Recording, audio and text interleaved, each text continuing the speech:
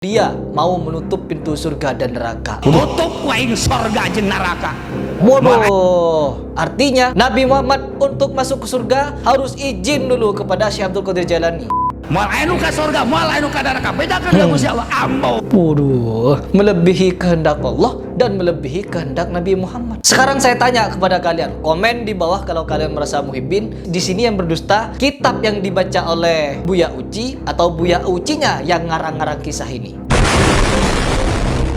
Teman-teman, di video ini saya ingin membahas tentang ceramahnya wali Allah, di mana ceramah ini sejatinya adalah suatu kedustaan yang benar-benar nyata, tetapi muhibbinnya karena saking gulunya, saking cintanya menganggap dia adalah wali Allah, walinya Tuhan, tetapi banyak santrinya yang tidak mengukur setiap ceramahnya dengan Quran hadis. Asal ngomong saja gitu langsung dipercaya 100%. Ini adalah orang yang fanatik buta dan mematikan akal sehat. Ya, kalau kita ingin beragama, maka kita harus berakal. Akalnya bagaimana? Akalnya harus sehat sebagaimana Rasulullah Shallallahu Alaihi Wasallam. Baik teman-teman, di sini saya tidak akan mereaction, tetapi videonya ada di YouTube dan juga ada terjemahannya, yaitu video yang seperti ini. Nah, di video ini Buya Uci yang beramat terhormat itu menceritakan tentang Syekh Abdul Qadir Al-Jailani. Tetapi terlepas dari itu semua, semoga dosa-dosa almarhum Buya Uci bisa diampuni oleh Allah beserta amal baiknya bisa diterima.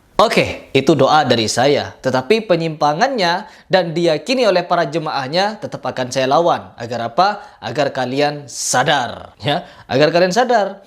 Yang pertama, di video itu Buya Uci mengutip cerita, tidak tahu cerita itu berasal dari kitab apa dan bagaimana kisah lengkapnya tiba-tiba diceritakan ke umat bahwa itu adalah perkara goib, yaitu yang terjadi antara Allah, malaikat, roh muridnya Syekh Abdul Qadir Al-Jailani dan rohnya Abdul Qadir Jailani. Ya, terjadi di akhirat ini. Ingat, kalau perkara akhirat, teman-teman, ini bukan lagi perkara yang bisa kita bawa dengan ke bab karomah. Bukan masuk bab karomah lagi kalau di akhirat. Tidak ada. Dan begitu pun juga dengan alam barzah. Di alam barzah sana tidak lagi berbicara tentang karomah-karomahan. Kenapa saya mengatakan demikian? Karena di sini ada beberapa penyimpangan yang disampaikan oleh Buya Uci. Yang pertama, ketika muridnya Syekh Abdul Qadir Jailani itu ditanya oleh malaikat, "Man Rabbuka?" Abdul Qadir Jailani. "Man Nabiyuka?" Abdul Qadir Jailani. Begitupun seterusnya sampai 5 pertanyaan dijawab dengan jawaban yang sama, yaitu Abdul Qadir Al-Jailani. Lalu mau dipukul oleh malaikat, boom, ditangkis. Sama siapa? Sama Abdul Qadir Jailani. Yang nangkis ini jasadnya Syekh Abdul Qadir kah atau arwahnya? Jadi ada pertarungan ruh di sana. Ruh bertarung dengan malaikat. Ditangkis dan diambil itu senjatanya malaikat Munkar Nakir. Sampai di sini sudah ngaco. Dan kengacoan ini tidak berhenti di situ saja. Syekh Abdul Qadir Jailani mendengar suaranya Allah. Siksa. Siksa. Siksa. Mendengar suara Allah. Mengucapkan kalimat siksa Allah didengar sama Syekh Abdul Qadir Jailani. Dan begitu pun percakapan antara malaikat dengan Allah Subhanahu wa taala. Dan di sini teman-teman, ketika saya berdialog dengan muhibbinnya atau muridnya Buya Uci, di situ dia memaparkan kitab halu juga. Dan di kitab halu itu juga menceritakan Syekh Abdul Qadir Jailani bertemu malaikat Malik dan berdoa. Berdoa meminta kepada malaikat Malik agar muridnya dimasukkan ke surga. Itu kitabnya. Sedangkan di ceramahnya berbeda. Kalian mau percaya kemana? Ke kitabnya atau ke Buya Ucinya? Kalau saya tidak mau percaya kepada kedua-duanya. Kalau saya pribadi. Terus tidak berhenti di situ teman-teman. Ini kesampingkan sudah. Karena isi kitab dan ceramahnya Buya Uci ngalur ngidul gak jelas. Dan yang perlu kita bahas karena dia adalah diakui wali Allah. Masa wali Allah pendusta? Oke, lanjut pembahasan berikutnya. Setelah Syekh Abdul Qadir Al-Jailani masuk ke alam kubur itu, malaikat Munkar Nakir ketakutan. Kalah kuat sama Syekh Abdul Qadir Jailani. Lalu ngancam Syekh Abdul Qadir Jailani, ngancam pada malaikat. Ya, ingat di sini kalimatnya bahwa Syekh Abdul Qadir Jailani katanya, kata Buya Uci, bilang ke malaikat Munkar Nakir, bilangin sama Allah, bilangin kalau saya di sini untuk menolong muridku. Apabila tidak kamu bilang kepada Allah, maka surga dan neraka akan saya tutup.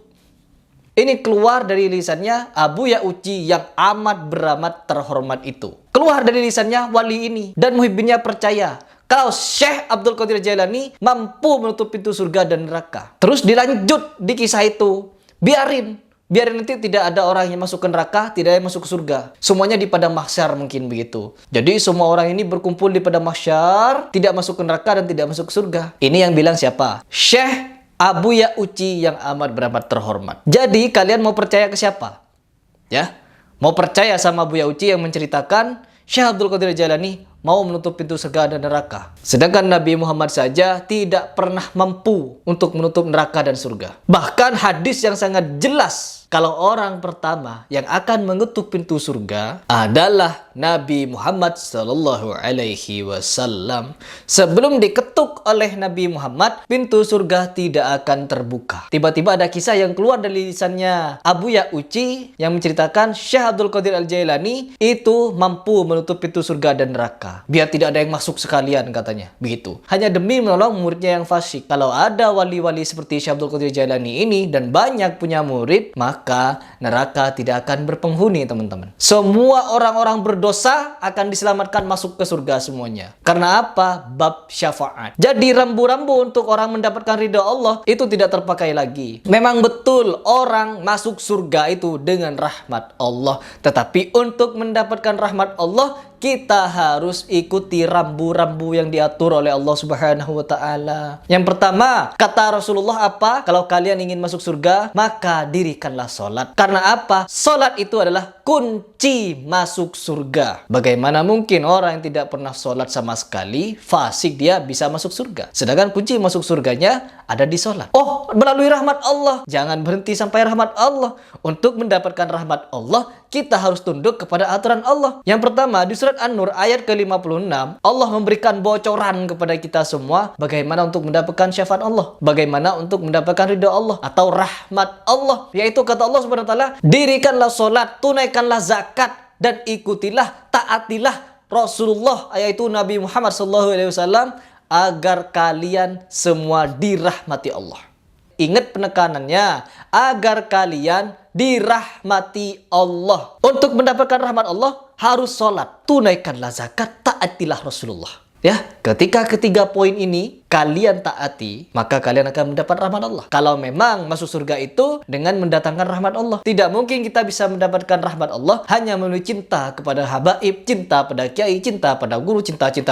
Karena sejatinya cinta akan membuat kita meniru siapapun orang yang kita cintai. Umar bin Khattab itu adalah orang yang tauhidnya mentok, teman-teman. Dia tidak pernah percaya kepada jimat-jimatan, tidak percaya kepada benda-benda bertuah, keramat-keramatan. No. Ketika dia melihat Nabi Muhammad mencium Hajar Aswad, Umar bin Khattab juga mencium pada Hajar Aswad itu. Tetapi dengan gerutuan di dalam hati, kalau engkau tidak pernah dicium oleh Nabi Muhammad, maka aku tidak akan pernah menciummu. Artinya apa? Dia yakin tidak ada suatu apapun di dunia ini yang bisa mendatangkan manfaat mudarat kecuali Allah Subhanahu wa taala. Bisa dipahami sampai di sini? Terus yang berikutnya, kembali lagi kepada bab Syekh Abdul Qadir Al-Jailani yang diceritakan oleh lisannya yang paling mulia Abuya Uci, yaitu dia mau menutup pintu surga dan neraka. Tutup waing sorga jeung neraka. Waduh, artinya Nabi Muhammad untuk masuk ke surga harus izin dulu kepada Syekh Abdul Qadir Jailani. Siapa yang bilang? Buya Uci. Mau apa kalian?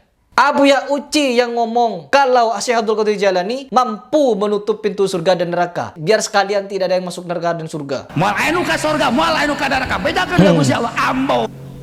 Waduh, melebihi kehendak Allah dan melebihi kehendak Nabi Muhammad. Sekarang saya tanya kepada kalian, komen di bawah kalau kalian merasa muhibbin. Di sini yang berdusta, kitab yang dibaca oleh Buya Uci atau Buya Ucinya yang ngarang-ngarang kisah ini. Atau kalian yang merasa mondok 100 tahun, 50 tahun, 20 tahun, 5 tahun, monggo paparkan kepada saya redaksinya. Dari kitab mana? Siapa pengarangnya? Karena apa? Saya sudah membagikan video ini kepada teman-teman saya, kepada asatid, kepada ustadz, dan beberapa orang yang paham sirah dan tentunya juga bertauhid, tauhidnya bagus. Mereka semua menyatakan kepada saya, kisah ini adalah kisah dusta, tidak dapat dibenarkan. Dan inilah kisah-kisah yang memfitnah terhadap orang soleh. Contohnya seperti Syekh Abdul Qadir Jailani. Ini adalah kisah dusta yang keluar dari lisan yang paling mulia Abuya Uci terhadap Syekh Abdul Qadir Al-Jailani. Saya menyatakan ini kisah dusta. Kalau ada kitabnya kitab dusta. Karena sudah melangkahi Nabi Muhammad, mau menutup surga katanya, mau menutup neraka katanya. Allah. Saya di sini keras bukan karena saya benci kepada Abu Ya'ujinya, no. Tetapi saya benci kepada pidato yang menyatakan Syekh Abdul Qadir Al-Jailani bisa menolong orang fasik, mengalahkan Munkar Nakir, mengalahkan Malik, mengalahkan Allah, mengalahkan Nabi Muhammad. Allah saja memberikan izin kepada Nabi Muhammad untuk mengetuk pertama kali untuk masuk surga, baru dibuka. Tiba-tiba yang mulia amat beramat terhormat Buya Uci mengucapkan kalau Syekh Abdul Qadir Jailani lah bisa menutup pintu neraka dan surga. Kalian percaya? Sekali lagi saya tanya, kalian percaya? Kedap berusan ini,